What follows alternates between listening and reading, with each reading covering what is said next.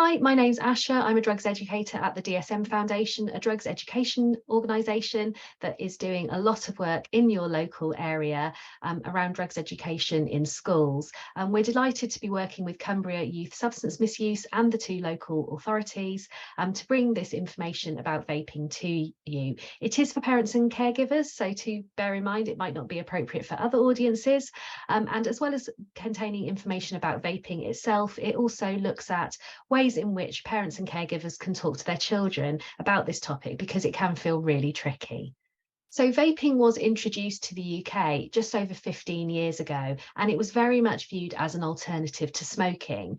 Giving up smoking is really, really hard without any kind of quit aid at all. And that's because it contains nicotine. And nicotine is a drug, it's incredibly addictive. And so that is why it is really hard to kind of just go cold turkey. So nicotine is what we would call psychoactive. That's the kind of definition of a drug. It has that in common with things like alcohol and caffeine, and also things that we might consider harder drugs such as cocaine and codeine and so on. And because it is addictive, it is much more addictive to people when they are younger. That is why any form of nicotine containing product is restricted to over 18s. The reason for that kind of additional addiction potential is because between the ages of around 10 to 25, everybody goes through a massive process of change called adolescence. And as well as growth in body and stature and all of that kind of thing, there's also huge changes that go on in the brain. Lots of the different bits of the brain, they mature and they will connect up. And it's really important because it prepares people for being an independent, responsible adult. And so there's lots and lots of things that happen there, but it means that while all those changes are going on, while it's really easy to learn things because the brain is kind of really spongy and receptive, some of that stuff can be quite dangerous, because if it's stuff like taking in substances like nicotine, you can kind of learn that you like the relationship between risk and reward, but also you can almost hardwire things like addiction into your brain, which of course are going to be problematic potentially for the rest of your life. So that is why there is that restriction around nicotine products for over 18s. Now, vapes massively vary in their strength. The disposable products, which seem particularly popular with young people, things like Elf bars and Lost Marys, the amount of nicotine that they can contain can actually be really high, up to the equivalent of nearly 50 cigarettes. And because it's just in one device, it's really easy to underestimate how much someone is taking on. Some are much stronger. So up until now, I've really been talking about regulated products because there are regulations that sit around vapes. They are different to those that sit around medicines, things like nicotine gums and patches. They are licensed medicines, so have to reach really strict standards around how they're made and what they contain and so on. But vapes, it's slightly different, but there are regulations in place. And one of the things that is dictated is how much nicotine they can contain. However, what we do know is that there are a lot of illegal products out there that have not been put through those regulations. And so all bets are off in terms of nicotine content, but also all of the other things that can be in there. And analysis of vapes that have been seized because they are illegal have shown that they contain all kinds of things that we would not normally voluntarily take into our bodies, things like antifreeze or nasty chemicals like lead and things like that. Also, the amount of nicotine in there, it can be really, really high. And so, of course, there is a much increased risk of addiction because if there is more nicotine in there. And our experience is that places that are likely to sell to under 18s, because they are already flouting the law in one way, they are less likely to adhere to only selling legal products that have been through all of that guidance that they're supposed to go through. Also worth thinking about where the influences come from. So early on with vaping, we used to see kind of quite overt advertising towards young people, making it seem like it was a lifestyle choice, and also things like these kind of vaping tricks videos on socials. All of that's been done away with, but what is relatively common is for a vaping manufacturer, and they do tend to be offshoots of tobacco companies, but what they will do is they will send their product free of charge to someone who has a significant following on a social media platform. And if they don't actually refer to it or kind of talk about it overtly, it won't hit a threshold for the Advertising Standards Agency in terms of content for young people, but also it won't for the social media platform as well. And so it will just stay there, and it will be seen by all of the people who are viewing that content on their reels, on their phones, on their tablets. And what that does, particularly for young people, is it will normalise it. It will make it seem that it's acceptable, that everybody is doing it, particularly people maybe that they admire. They do call them influencers for a reason, these people on socials. So just be aware that that kind of thing is happening. Now, if you walk past someone who's smoking, it will pretty much always smell the same. It's quite distinctive. And that is really because most cigarettes are made to very much the same recipe. We know what they contain. Now, if you walk past people vaping, it often will smell different. And that really reflects the fact that there are lots and lots of different chemicals within vaping liquids, within the disposable vapes, usually around 2,000. And we don't know what they all do.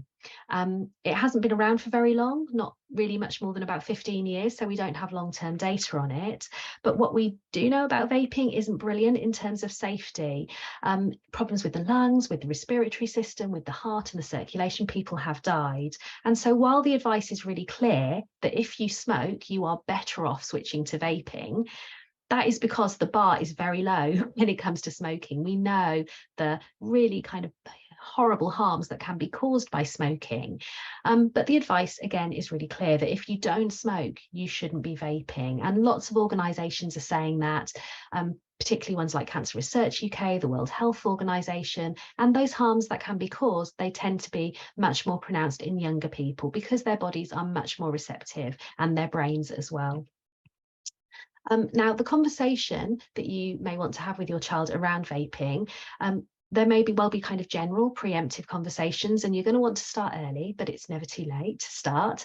And while you don't have to be an expert, because it just isn't possible to be an expert in everything, it's sensible to keep your knowledge as up to date as you can. And I'll be mentioning a few ways in which you can do that in a few moments.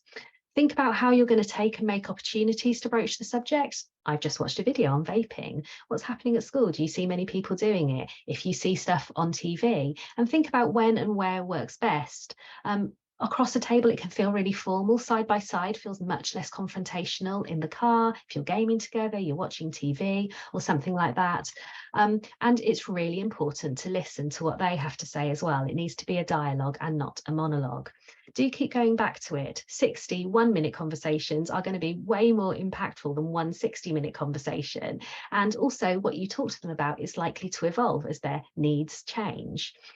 We do quite a lot of work with teenagers, and they've passed on some advice for parents and caregivers about tackling what can feel to be tricky conversations. And it's about making topics of conversation comfortable, avoiding negativity and catastrophizing. That can really make people just kind of shut down and become quite defensive, where they would much prefer to be kind of armed with the knowledge and skills that they need to get through situations that they're likely to find themselves in.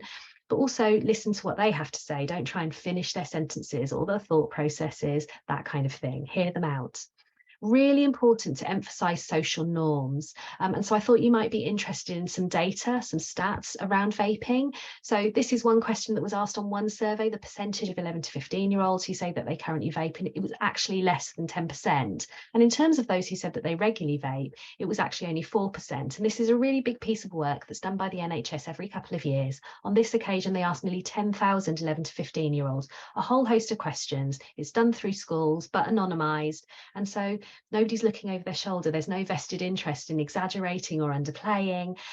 So it gives us quite a good baseline. But it is a couple of years ago. So a more recent set of data asked 11 to 17-year-olds if they'd tried vaping, and actually it was just over 1 in 5. They do bear in mind that fact that it is those extra 2 years above will make quite a difference, because as people get older, they are more likely to kind of try stuff. But in terms of how often they'd vaped, the numbers really varied. And for well over half of them, they said it had only been once or twice. You know, not so many of them said it was more than weekly or even slightly less than weekly, and some had even stopped.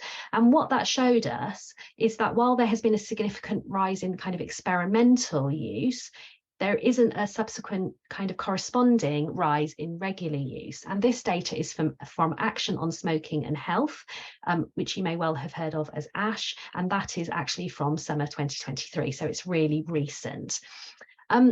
The reason that it's really important to talk about this kind of thing is because if someone has a perception that everybody is doing something, they can almost feel an internal pressure to do it as well because they want to fit in. Remember that kind of adolescent brain where things are kind of really storming and, you know, they're not necessarily thinking as clearly as they will do when they're older. And so talking about this kind of stuff, but also kind of embedding across the board the importance of kind of fact checking perceptions rather than just accepting them, because actually perceptions can really differ from reality. So that's a really valuable thing for them to take forward in all areas of their lives.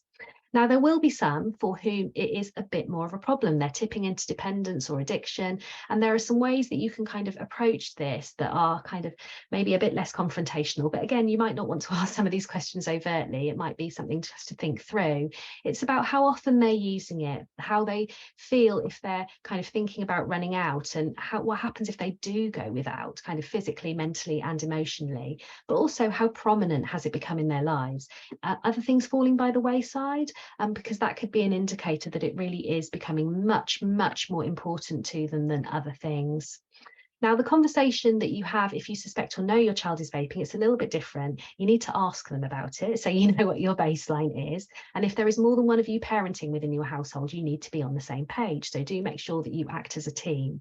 Again, tips from the teenagers, really important that they get to say their piece, and that you're not judgmental, and that actually you show empathy and understanding. Now, there are lots of reasons why people do the stuff that they do. And sometimes we're seeing increasingly a motivation for young people drinking too much alcohol, taking drugs, whatever it might be. Sometimes it is as a coping strategy. And sometimes it's because there is a mental health need. Now, someone who is using something or has developed a behavior as a coping strategy, that is really hard to break because of the kind of psychological association that they have with it, as long as alongside the physical kind of association with things like nicotine. So it's really important to kind of dig down, find out what's going on for them, because if you do need to put in a healthier coping strategy, then you need to know that you need to do that. You can't force them to open up, but demonstrating that it is a safe kind of topic of conversation, a safe space for them, it leaves the door open for you to return to it or for them to come back to it. If they are continuing to vape, it's really important to talk about harm reduction measures, which could be cutting down on the strength or the amount that they're doing, maybe switching to legal products if they're using illegal ones, so it's a known quantity rather than an unknown entity. And there are lots of online self-help resources, and one in particular that I'd like to flag up is this smokefree.gov site. It is American, but there's lots and lots of information about this, specifically about teen vaping, and some really great advice and tips on how they can kind of establish whether they have got more of a problem with it than perhaps they'd like to see, and how they can then tackle it. If it all goes wrong, please don't give up. It's really important that you kind of go back to it. You may well want to talk to others, and you may find that maybe they're going through something similar, but also do think about getting professional help. Sometimes it can be a real turning point because, depending on what's going on, of course, sometimes your child might find it easier to talk to somebody outside the family with whom they don't have an emotional connection. They might feel that they can be more open with them. So please don't discount that. Now, in terms of support for you, it's worth looking at the Talk to Frank site, which is the government website about drugs. But there's lots and lots of information. They're really good at keeping it up to date. And there is, specific information there about vapes. Just thinking about kind of the mental health side, the coping strategy side, Young Minds has loads of resources and advice and information on there for parents and caregivers as well as young people. And local to you, Drug Hub UK has a presence on lots of social media platforms and has lots of information that can help them stay safe. And there's really similar stuff on our website, the DSM Foundation, which is a drugs education charity. And we have a dedicated area just for parents where there's like a quick guide on vaping, and lots of other substances and kind of topics that you may find interesting. And we have a strong presence on social media as well, particularly Facebook for parents and caregivers. So that's a good way to kind of stay up to date with things without kind of putting too much effort in. So thank you very much for watching this video. I really hope that you found it useful, and do go well.